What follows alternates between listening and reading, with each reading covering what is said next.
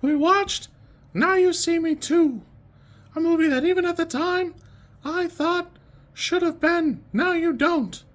And I guess now we're gonna get it, but it's a little too late. It's a little too little. Little. Anyways, I don't know. I want to like this movie. I had a good time, but it's not a great time. It's more of the same. If you like the first, you'll probably like this one, but it does feel like it comes up a little shy. There's just some pizzazz missing. This is the second outing in a lot of these characters, and it's really coming up short in the character department. They're there, they're being themselves. It just doesn't feel like there's enough going on for them, and yeah. And you can take it right from the top. Eisenberg has his control issues. They say it like 900 times in the movie, and it should be a humbling moment for him. It should come up, because in the climax he finds out he's a bozo and he got caught. But it ain't the case. Turns out he was the leak, he was a bozo, and it just doesn't come up. I don't even think he tells the others. They're just there, and it just is what it is. Franco wants to get back on the stage. Everybody still thinks he's dead. Doesn't really come up. There's no sense of palpable relief when he's in the stage again at the end. It just is what it is. Woody Harrelson has some odd moments. I forget sometimes that he's an actor. I don't know. I just don't feel it from him. And I've seen the first season as True Detective where he crushes a role. In this one he does a great job. He's got his twin there. The problem here is the writing. And we'll circle back to Woody Harrelson's problem. But as like the older veteran type, he doesn't have to have a ton of character arc. He just has to be there and be something that they bounce ideas and like vibes off of. That's fine where it is. Ilsa Fisher doesn't return. There's some debate as to whether it was about, I guess she was pregnant at the time, or the fishbowl trick in the first movie had like an error where, she had like a little scare. I don't know how serious it was, but I know that I have been caught in the underwater once or twice, and that was enough for me, so I get it. But, So anyway, she doesn't return. Lizzy Caplan takes her place, not as Ilsa Fisher's character, thank God, but, she's got a good character. She's done pretty good. She's a lot of the comedic wit, for whatever reason, which wasn't present in the first movie. It's typically Eisenberg and Franco, and honestly, this is pretty good. I think they do a pretty good job nailing her role. No real notes there. Mark Ruffalo actually steps aside a little bit in this movie, because in the first movie, it's basically the Mark Ruffalo movie with cameo appearances of the actual Horseman, and it's kind of implied that Mark Ruffalo is attached to the Eye, or is the Eye, or pretending to be the Eye. That last thing was just kind of my fan theory. I know that that's not the case. It's very obvious in this movie it's not the case. But there's clearly a connection there. That Mark Ruffalo has a real connection. And later, we get to Michael Caine and Morgan Freeman.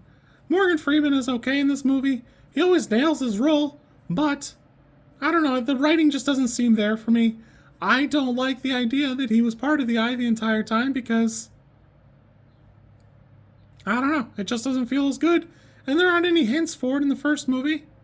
Michael Caine plays more of himself, again nails the role, does a great evil villain character, but he's just kind of there. He's along for the ride, he's present, and, Daniel Radcliffe is really inspired casting for this. I think that's fantastic.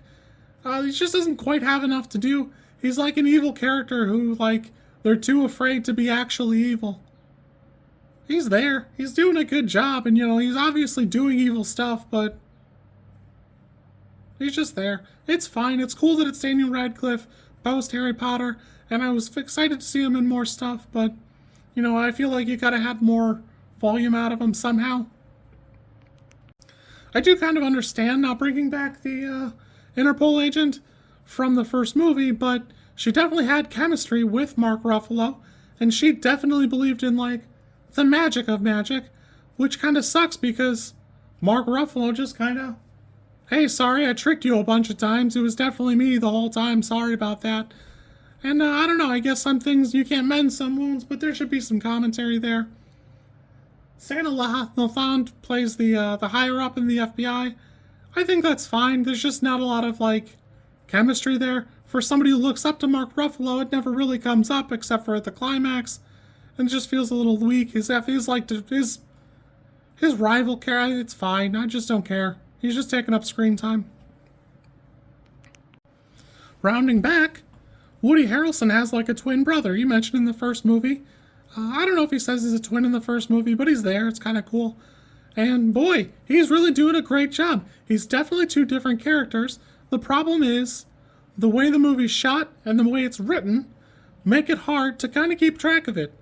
When they're going from Daniel Radcliffe's evil villain monologue to the magic shop, it's very clear it's just the four of them, for whatever reason completely unsupervised, except for later in the scene where they're at the magic shop, Woody Harrelson's other character is there and they're talking, they go for a drink. They clearly like get the drop on him a little bit with the brainwashing, which is fine, I love that, but it never really plays a factor later on because there's too many red herrings where it seems like it's the case, or they switched. And I don't know. I was sure when they were in the little command center in London later on, Woody Harrelson was actually, the main Woody Harrelson was the one playing the advocate, because he says a couple times, oh, it's a real threat, which makes sense if it's actually Woody Harrelson's character. It not being the case makes that scene not that good. It's just like that guy was a worse magician for whatever reason. That said, the film feels a little bloated. It's a little long, and I like the movie. I was enjoying it. It just has a long runtime for what it is, and all of the action scenes kind of suck, which is odd because Jon M has like a good catalog. He's got Crazy Rich Asians under his belt. He's got good director credits.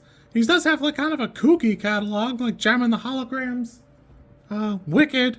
So, you know, there's just some odds and ends. G.I. Joe Retaliation, which, whether you like it or not, it's still like a 5.7 on IMDb. It was rated pretty well at the time.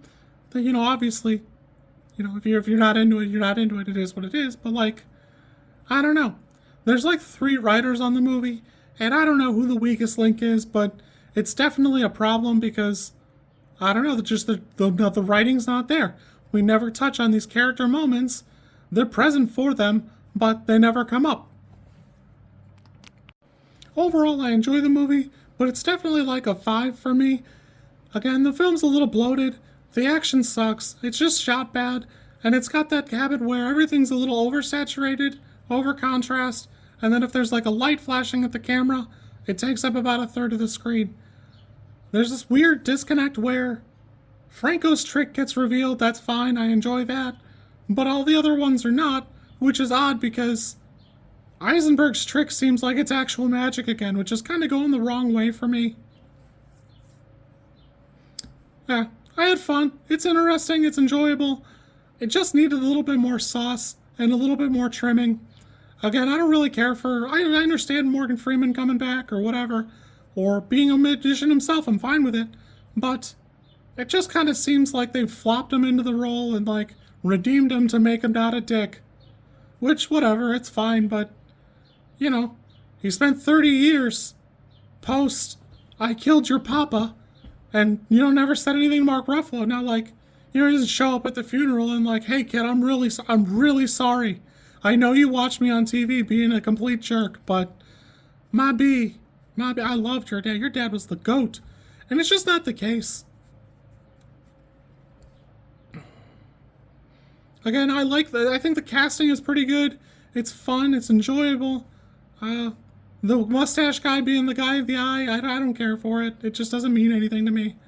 And just like brainwashing the tech guy in the beginning, because there's no callback later, I don't see why it mattered. And then there should have been like, oh, by the way, we can still watch this and snap your fingers, and then he's doing, I don't know, the monkey on a presentation. I don't care. Something. It's got to be something. Overall, I enjoyed the movie, but this is definitely a 5. It's a weaker showing. It's more of the same, but I'll be interested to see what the other one turns out. I don't have it on me. I know this one came out pretty quickly after the first one, so it's odd that we're getting like a sequel so much later, but Hopefully it's good.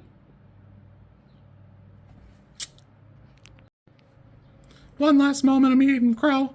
I watched this movie with my mom, and she, like, the tea ceremony part came up. It's not a tea ceremony, but they have, like, you know, in the magic shop in Macau, there's that moment where they have, like, their little Three Musketeers moment, which would be fine, but my mom turns and goes, I think this part sucks.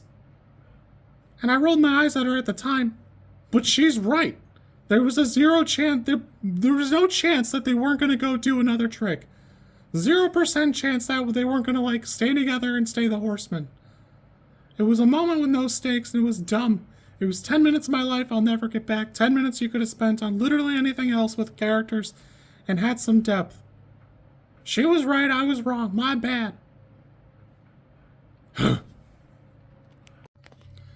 If you like this content, I'm supposed to ask you to like, comment, and subscribe. I think like is here, and comment is probably down there, and subscribe over there somewhere too, I think.